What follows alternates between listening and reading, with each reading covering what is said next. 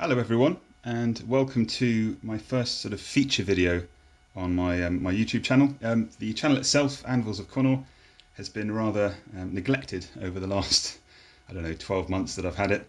I've popped a few short videos on there, but moving forwards I hope to be improving my very lackluster editing abilities to be able to produce some high quality videos with all things to do primarily with Horus Heresy, but also things like Battlefleet Gothic and other bits and pieces along the way, potentially Necromunda, and some other specialist games that we have at our disposal, so to speak.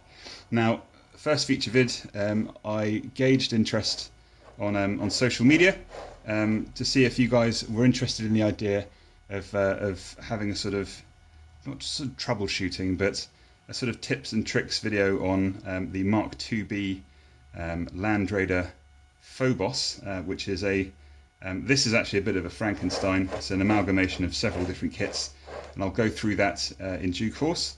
But I wanted to sort of talk about the tools that you'll need, and I'll go through these in detail. The tools you'll need to make this kit to the best of the best of its ability, or its potential, I suppose you could say. How you can add potential embellishment to tanks, amongst other things in Horus Heresy. Now, many of you will know that I collect 14th Legion, which is Death Guard, and I think the aesthetic of this tank really owes itself to the Horus Heresy, and I think it's a very imposing vehicle. So I wanted to sort of go through a few bits and bobs, working with resin and that kind of stuff. So I guess let's get started. Now, it's worth mentioning that with obviously a lot of Games Workshop kits, there can be varying degrees of difficulty, ranging from some models which are just all one piece. So there are some metal cast, for example, from like Lord of the Rings is a very good example of this. Then you get some easy to build, or ETB as it's known online. ETB kits, which are a very good way for starters to get in without overcomplicating the build. And then you get multi-part kits, some of the sort of classic Space Marine power armor, before Primaris that is, were a sort of staple multi-part kit that many of you will be familiar with from over the years. So this is a sort of 99% finished version of my Land Raider Phobos Mark IIb. Now there's a couple of things that I've noticed since gap filling and all this kind of stuff that will need a bit of work. So these tracks that are by Blood and Skulls Industry, the wraparound tracks that give that beautiful sort of World War I sort of pioneering tank aesthetic, which I think many of us know and love very well. They need a little bit of work, just where they've got a little mould line on the side there. And then I've got these Cromlech, so if you want to look them up, these Cromlech dozer blades, which I've magged on the side there as well, just for ease of painting and all that kind of stuff. But there's a little casting imperfection there that I need to deal with. Nothing major. We'll be using Milliput like I've done for the rest of the gap filling with the model. But yeah, nonetheless, it's worth mentioning that when you start approaching kits by Forgeworld, so high detailed quality resin kits, it becomes a little bit more challenging to work with. So resin itself is a little bit softer generally. Forgeworld resin certainly is. And it needs a little bit more work just to get everything fitting nicely. So after they remove the resin components from the molds, they are prone to warping basically. So with a bit of hot air or hot water, usually you'd need to get these back into place. Now I may do a video down the line where I sort of show this process, just for people who are unfamiliar with how to work with Forgeworld resin, but it can require a bit of work to make sure kits fit snugly. Now I think, I've never built one personally, but I think the Fire Raptor and its alternative are very good examples of how using a plastic kit and a resin kit together can be quite tricky. Okay, now one way to overcome this, if you can't get absolute perfection, is by using sculpting materials to fill gaps, to make a vehicle look natural and like not shoddily made, put it that way. So now I'm a bit of a perfectionist, as you guys may already know. So I always with vehicles will use Milliput to make sure that it looks like it's been machined, you know, is ready for the rigors of the 31st millennium, so to speak, the horrors of the Great Crusade, and then delving into the Horus Heresy itself. So I guess I'll just sort of push this little lad to one side, and I'll go through the tools that you'll need. I may be missing one or two, but a lot of this can be open to, you know, whatever you need, and it'll be from the, you know, clipping the components off sprues, or casting gates, and then working through to refining those to put together, and then finally, once they're glued together or pinned together, what you require to fill gaps. All right. So I think the first thing we need to talk about is a good handy pair of snips. Okay. Now these are by Tamir. Now they're looking a little bit worse for wear. I have abused these a little bit and used them to cut metal, which isn't necessarily always an advisable thing to do. Certainly when I think the price point on these was about £20, but I need to order myself a new pair and just use it exclusively for resin and plastic. And then this can be a little beta pair for when I need to cut things like copper wire or slightly thicker wire, maybe even brass, for example, brass pins. Okay.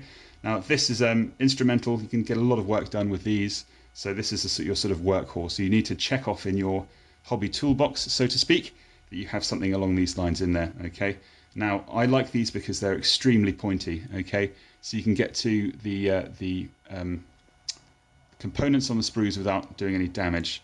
Now I think historically some, certainly by Games Workshop for example, are quite blocky on the end, so you can end up mauling certainly plastic components along the way as you're clipping them off sprues, which is obviously ill-advised, because it will give you either more work to do correcting that later down the line, or it will just affect the overall aesthetic of your model. Okay, so good pair of snips. Now I am a massive fan of fine modelling saws. Now this one is by the company Revell. I think there are a lot of alternatives out there. This one's pretty good because you can remove the blade. So this one is for fine work, obviously. But if you need to have a little bit of a meatier blade for cutting through really thick casting gates, I'm just going to move this out of the way as it's obscuring the view. But if you need to get some heavier work done, you can get some sort of thicker blades for that overall. Okay. Now I've got my Swan Morton Scalpel here. Okay, now it's an interesting blade on this one, and for good reason. So I'm just blinding everyone with the reflection there on the blade. That's a very good point as well, that I will reiterate time and time again. It is absolutely paramount, if you are to work with a scalpel, that the blade is brand new, extremely sharp, very keen edged. Okay. Horror stories abound. I'm sure everyone has them. Comment if you have any yourself, where you use a blunt blade and it's ended up in absolute disaster. In fact, this scar on my thumb here is as a result of using a blunt 10A, which is this style of blade. Okay, so a pointy one. Using a blunt version of this with a metal model cutting towards myself, and it caused this very nice war wound here. Okay, now obviously be extremely careful when you're using these kinds of things. It's one of the reasons why it is a hobby sort of aimed at young adults to older, so to speak. Okay, so there we go, 10A, which is my sort of bread and butter. I get through these like the clappers. I order plenty every month, every couple of months, because it's extremely important to have a sharp blade. Now this one in particular, the 9, okay, is extremely useful, and I'll just give you an example with our lovely Land Raider here. I'll see if I can get nice and close and personal. But with a lot of these joins, so for example this armoured side section here, the sponson, I've added milliput right in that crevice there. Okay, now this has a really nice right angle sort of side to it. Okay, and it's perfect at just being able to remove cured excess, okay, from the corner there. Okay, absolutely perfect. And then you can use it the other way as well. You can see there it's still taking off a little bit of material there. I often find myself having to blow on the model to get rid of any loose detritus, if you will. But this is extremely useful. I've used it all over the place. So where I've filled in detail, you can see there's an old Crux Terminatus there, or potentially a veteran symbol. Obviously I don't want that aesthetic on there. I want it to be as fairly plain as possible.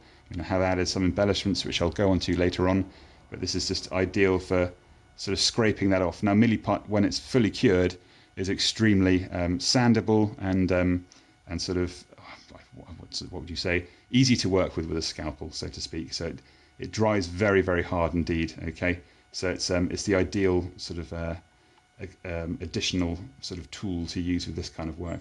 Okay, just going to pop the tank back now. Now we've got our clippers, our saw and our scalpel with a couple of different varieties of blade.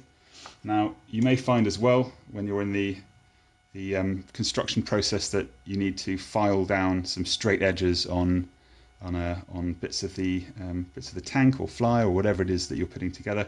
Now just a simple set of files. This is just one of a set of 6. It's good to have different shapes to get into different areas, and some can be very hard to reach. So this is just a triangular one, which is particularly useful. Now I'll go into another video, I suppose, at some point about working with sculpting materials, but a lot of people will say online that they file things like neat green stuff, and this to me is an absolute no-no, because it just has very different properties to Milliput, and it reacts very differently to being filed. Okay, it doesn't like it at all. It's quite rubbery in comparison to the very hard, sort of almost, I guess, ceramic-like qualities of cured Milliput. Okay, so good set of files as well. Next, this is a super basic by the RIP company, Maplin in the UK. I don't think they trade anymore, but they're a little electronic shop. This is a very, very basic pin drill, I think they called that. This one doesn't have any additional action at the back, so it can cause a few blisters now and again, but I think no pain, no gain is a pretty decent thing to go by. Now this is a 1 millimeter drill bit. Absolutely essential, works hand in hand with this 1 millimeter copper wire. Okay, now I just want to give you an example of where I've done this on the tank. Okay, so you can see this forward bolter sponson there. Okay, and this is fully removable. Again, I want to get to all of these hard to reach places on the tank. Okay, so I've got let's remove that, but you can see there's a couple of drill holes there just towards the back. Now I've put a couple of pins in the bottom there, okay, little pilot lines if you will, so when the whole tank is painted I can just pop it back on like that, okay, and glue it in place, okay, and that will be fully painted there, which is spot on, okay, and no issues at all. It's also very useful for adding additional details like this little 1 millimeter bit of plastic rod for an antenna rather, and also for things like the side sponsons here. Now you can see the little top of copper there. I'm not really too bothered about that being visible per se when it's painted, but this makes it very handy indeed just to keep it going, because like I mentioned earlier, with some resin components there can be a bit of warpage, and I can guarantee that this sponson here probably didn't align perfectly, so some intervention was required just to make sure that it sort of was in its housing nicely there. Okay, now onto the good stuff. Now this is a selection of different sculpting tools by a company called Royal Sovereign Limited. Okay, I absolutely rage about these things. These haven't been looked after particularly well, but I'm quite a chaotic worker. Now I've got a couple of chisel ones here of different sizes. I've got a sort of flat angled one there as well, and another sort of squared off one. So these are all essential for getting into all those hard to reach places on the Land Raider. These are all of medium density, so I think black is the most dense, grey is the sort of medium, the midway, and then white is super soft. Okay, now I generally will work with grey. It's just the ideal sort of density for me, but I'd recommend that you go all out and get the real deal with these. Okay, I've used sort of copycats before from other companies, and they just don't cut the mustard in comparison. I believe these are actually for painting with oils. I'm not entirely sure, but yeah, it's really important you get the real deal and you maintain them well. Okay, so you can see that there's a bit of dried milliput on the end there. Really, after every sculpting session, I should clean them off in a bit of warm water just to ensure that these tips don't degrade as a result of the milliput drying on there, because like I mentioned earlier, milliput does dry super solid. Okay. Now, speaking of which, we have the milliput itself. Now, this is standard. It's a two-part sort of modelling putty. Okay, I usually mix this 50-50. Okay, differently to how I mix green stuff, or needite, or needitite, I think it's called. But yeah, with green stuff, I'll mix about 60% blue to about 40% yellow. But with this, I'll just do like for like. Okay, a little bit frustrating when you can obviously see that the yellow stuff on the right there is more in abundance, if you will. There's more of it than the greenier grey stuff on the left. But hey ho, it's actually pretty cheap stuff, considering just how much stuff you'd be able to get done with these. And I'll use this with a mixture of green stuff for doing a lot of my true scaling, for example, because it gives really good properties of each. Okay. Now, milliput is one of those putties that you need to work with when wet. You need to get a little bit wet, not dripping, but you want to make sure that there's some moisture there so your tools don't stick and you don't end up dragging the milliput as you go. Now, it's probably a topic that you guys would be quite interested in me doing down the line, just some sort of introductory videos to sculpting, and I will go into more detail about the sculpting materials I've used and have experience with in those videos in that time. All right. Oh, I also forgot, sorry. You obviously need glue, Loctite super glue, absolutely fine, good stuff. And you've got Revel, okay. So this is the contactor. It's a very, very good stuff. Very fine needle, okay.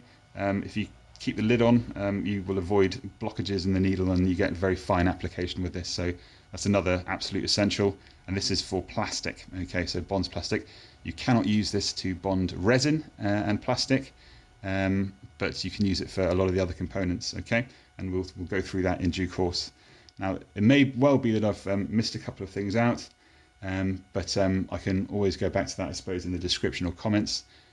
Please ask any questions in the comments below if you feel like I've missed anything out or haven't explained anything very well. Now, ordinarily, I think moving forwards, I'll be using scripting videos and also using editing to voice over. So hopefully that way I won't miss anything moving forwards. All right.